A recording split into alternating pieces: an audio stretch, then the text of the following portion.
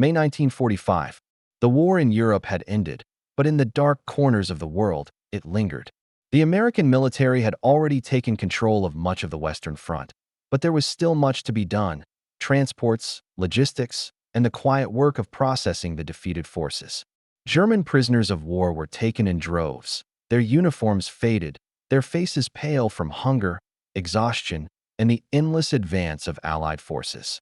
But it was in the American camps in Texas, in the quiet stretches of desert far from the battlefields, that an experience would unfold that would forever alter the lives of many female German POWs. Inside the sprawling military facilities near Fort Bliss, thousands of female German prisoners, many of them Luftwaffe and Wehrmacht auxiliaries, were housed in temporary barracks. They had been captured in the final months of the war, when the desperation of Germany's last stand led to an unusual sight: women fighting not on the front lines, but behind the scenes, aiding the war effort in critical logistical roles. They had been part of the machine, trained to operate radios, manage communications, and service airfields. But now, they were prisoners, walking through the gates of captivity. One particular day, under the unforgiving sun of the Texas desert, the women were gathered for what they were told was a routine medical examination. The American officers, at first, were methodical, ordering the women to line up in the yard, their uniforms still bearing the marks of the Reich. There was no warning, no explanation, just a command: undress. You will be examined. For the women, it was a moment of disbelief. They had been through hell, the air raids, the disintegration of Germany, the march to the POW camps, but nothing had prepared them for this. Some recoiled, instinctively clutching their uniforms, but the command was firm and unwavering. Slowly, reluctantly, they complied. What they didn't know was that this was not a medical inspection. It was part of a psychological experiment, one intended to strip away the last vestiges of their identity, an exercise that would not only reveal the stark contrast between captor and captive, but also the harrowing reality of what it meant to be seen as other. The heat of the Texas desert felt like it had intensified as they stood, exposed, waiting for what came next. They stood there, unsure of what to feel: embarrassment, fear, or anger. And yet, as they stood before their captors, their eyes darting toward one another in confusion, something shifted. The women, all of them trained to endure humiliation in silence, found that this was an experience too jarring to simply accept. What followed was nothing like what they had expected. Instead of the expected physical examination, the women were met with the incredulous stares of the American guards. There were no medical personnel in sight, no commands for further inspection, just the stark realization that they had been forced to strip without reason. The American officers, it turned out, had believed their own orders were misunderstood. They had intended to send the women for a proper medical checkup, but something had gone awry in translation. The confusion, whether due to language barriers or administrative error, resulted in an act of humiliation that would haunt both sides. What began as an order for medical compliance had become something more. The guards, feeling the tension in the air, hesitated. There was no denying that they too were perplexed. The women, these soldiers of the Reich, had never been treated like this before. They had been prisoners of war, yes, but they had also been seen as part of the machinery of the enemy. In the eyes of their captors, their identity had been reduced to that of the other, someone to be conquered and subdued. But now, stripped of their uniforms, their armor of identity, they were simply women, exposed, vulnerable, human. The guards looked away, uncomfortable, unsure of how to proceed. They had seen war and had fought in battles that reduced men to rubble. But this was something new, something more intimate, more unsettling. In that moment, as they stood there, their heads lowered in a mixture of shame and confusion, it became clear to the women just how utterly helpless they had become. It was not the brutality of the war or the horrors of combat that had broken them, but the degradation they faced in the face of their own defeat. They had been reduced not just to prisoners, but to objects of vulnerability. They were no longer women who had once held power, who had worn the uniform of a nation at war. They were merely bodies to be studied, exploited, and humiliated. Yet something more profound happened in that yard under the scorching Texan sun. The women, who had been trained to obey and who had learned to follow orders without question, found that their sense of self was the last thing the captors could strip from them. With trembling hands, they began to cover themselves, to shield their dignity from the eyes that saw them as nothing more than trophies of war. Their refusal to stand motionless was a quiet rebellion, an assertion that even in captivity, they still had agency over their bodies. Word of this incident spread quickly through the ranks. The officers were shocked by the women's response. Some American soldiers, who had been part of the initial roundup of prisoners, whispered to one another that they had never seen such defiance in the face of defeat. These women, they realized, were not simply remnants of a fallen army. They were human beings who had fought, suffered, and survived. The guilt of the moment lingered in the air, heavy, suffocating. This was not a victory, they realized. It was a process of confronting the human cost of war. The women, now clothed and returned to their barracks, were left to process what had just happened. In their shared silence, they came to understand something that had eluded them throughout the chaos of the war. They were not the soldiers they had once been, and they were not the prisoners they had been made into. They were the women who had survived, and in that survival, they had lost much, perhaps everything, but they had not lost the one thing the captors could not take. Their humanity. As the days passed, and the shock of the incident faded, the women were given a new task, rebuilding their sense of self. The American officers, unsure how to deal with the aftermath, began to treat them with a new, more measured respect. They were no longer seen as faceless members of the enemy. They were people who had been broken by a war that had taken everything from them. Some of the women, realizing that they could not go back to the world they had known, began to create new identities. They formed small communities within the camps, helping each other to piece together the fragments of their past lives and building something new from the ruins. Yet, despite the passing of time and the eventual repatriation of the prisoners, the question lingered: what had happened to these women in the quiet deserts of Texas? And how would they move forward after everything had been taken from them, and after their most basic dignity had been violated? The answer was not simple. It would take years, perhaps decades, for these women to fully comprehend the depth of the trauma they had endured. But what was clear was this: in their silence, in their refusal to be broken, they had reclaimed something far more powerful than the war itself. The repercussions of that incident, so seemingly trivial at first, would ripple through the lives of the women in ways that none of the soldiers could have predicted. They had been treated not just as prisoners of war, but as broken pieces of a shattered empire. Yet, in their refusal to fully accept the terms of their captivity, they reclaimed something that would prove vital as they navigated the next phase of their lives. For the women who had experienced that day under the blazing Texas sun, it became a watershed moment, an emotional and psychological boundary that separated the war they had fought from the future they would face.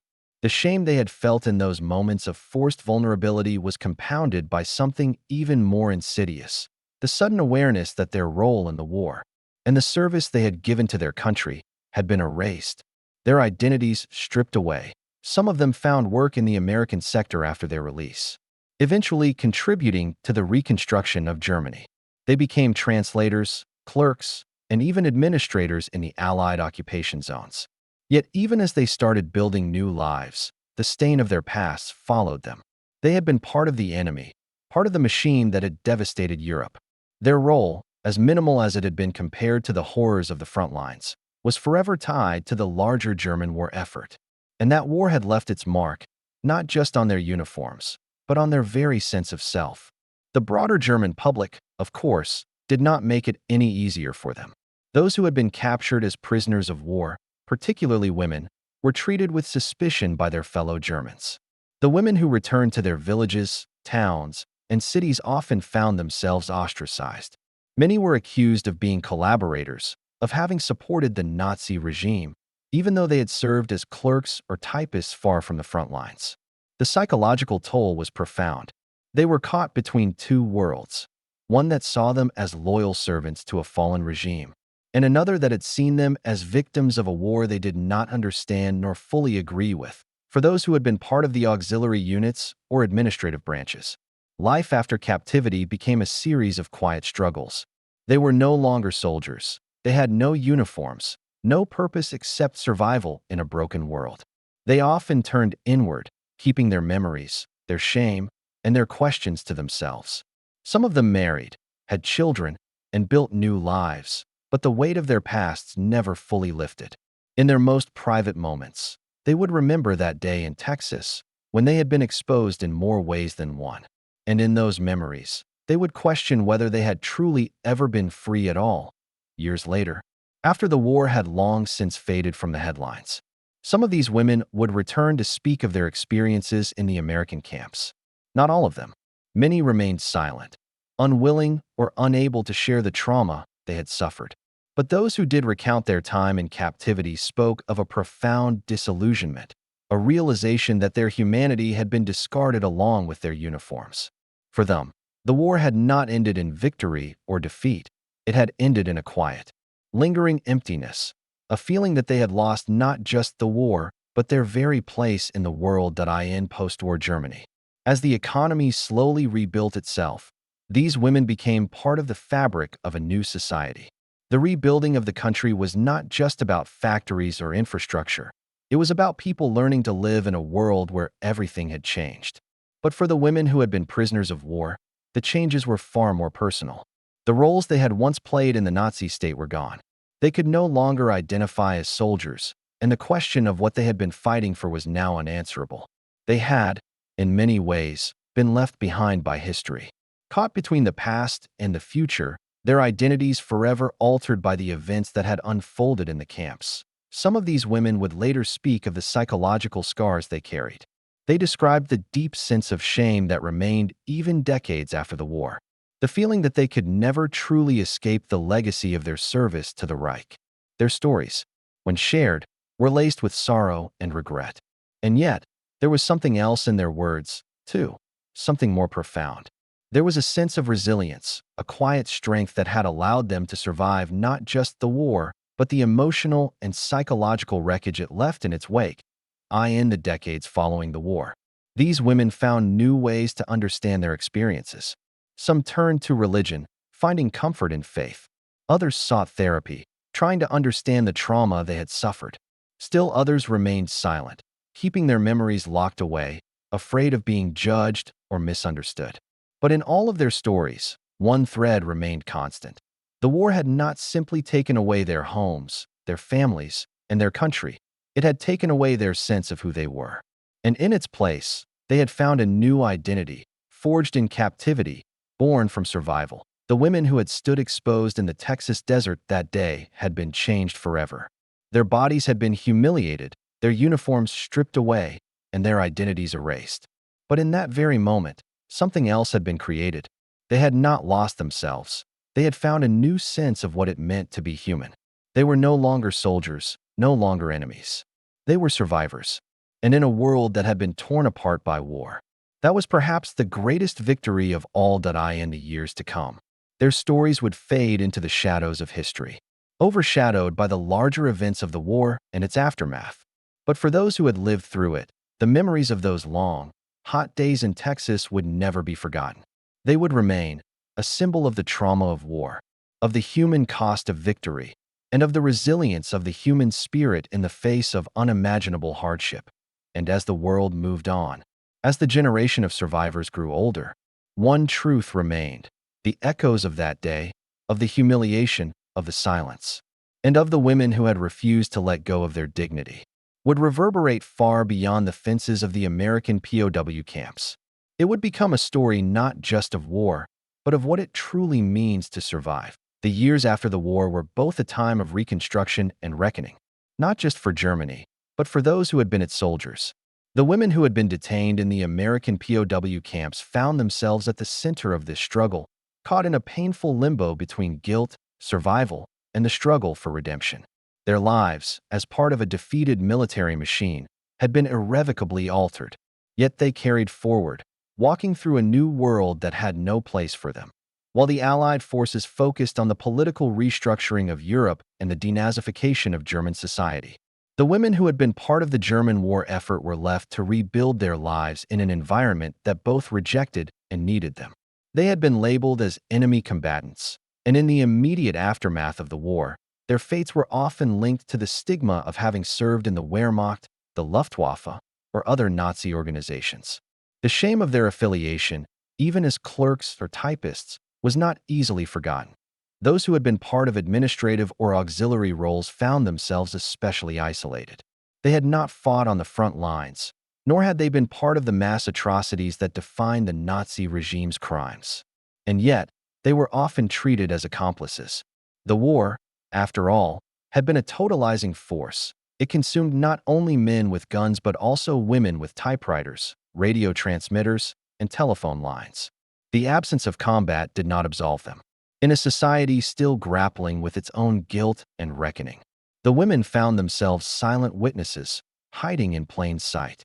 With their stories seldom heard or understood that AS Germany began its recovery under the Marshall Plan.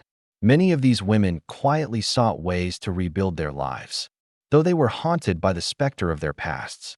Some married and started families, but the question of what their children would think of their pasts loomed large. They had been part of the machinery of war, even if their roles were more administrative than militant. They had been trained by a state that demanded loyalty above all else. Yet their humanity had been stripped away in captivity in the years following the war. They carried a sense of shame that was difficult to articulate. Those who had spent years in the camps were still reeling from the trauma they had experienced. The act of being stripped of their uniforms in Texas was just one part of a larger psychological wound. The idea of serving a broken nation, only to be humiliated by their captors, had left an indelible mark. The humiliation of that moment, the forced exposure, the stripping of their dignity, echoed long after they had been repatriated. For many of them, this act became a symbol of their war's end, a war that had taken everything from them. Not just their homeland, but their sense of identity. The trauma of that experience, compounded by their role in a regime that had caused unimaginable suffering, led many of them to internalize a deep sense of guilt. Some of these women attempted to reconcile their pasts by speaking out against the Nazi regime, denouncing the horrors they had witnessed and the oppressive state they had served. But for others, the past was too painful to confront. They kept their memories buried, wrapped tightly in silence. Their scars, both physical and emotional, ran too deep in the 1950s and 1960s. As Germany entered its economic miracle phase and the nation began to rebuild, the women who had once been prisoners of war were now invisible in the public narrative. Their stories were overshadowed by the larger discourse of Reconstruction. The men who had fought on the front lines returned home as heroes, their stories lauded in the press. But the women, who had been denied agency in the war, were left to bear the weight of their pasts in private. They had no space in the national memory, and so, like many others, they quietly faded into the background. Yet, over time, a few of these women began to find their voices. As the years passed, some reached out to historians or journalists, sharing their experiences. Their stories were less about grand battles and military strategy and more about the quieter, often overlooked struggles of survival. They spoke not just about their captivity, but about what it meant to live after the war, to rebuild when the very foundations of their world had crumbled. Their narratives were more complex than mere victimhood. They spoke of resilience, of finding new purpose in a world that had been altered beyond recognition. The American military's role in their lives remained a part of their ongoing reflections. Though the initial moment of shock and confusion when they were ordered to undress had never fully been explained, it left a lasting impact on them. In many ways, the act of being stripped of their uniforms was symbolic of the stripping away of their former identities, no longer soldiers of the Reich. But something else, something that had to be defined in the aftermath of the war, the psychological scars of their experiences remained for many. They had been forced to confront not only the destruction of their country but also their own roles within that destruction. The time in captivity had revealed the fragility of their beliefs and identities. And though they were free to go, eventually, freedom never felt quite the same. The loss of certainty, the loss of purpose, the loss of home, they all lingered quietly. For the rest of their lives, the decades wore on. The women who had been forced to undress in Texas came to understand something about their pasts that could never be erased.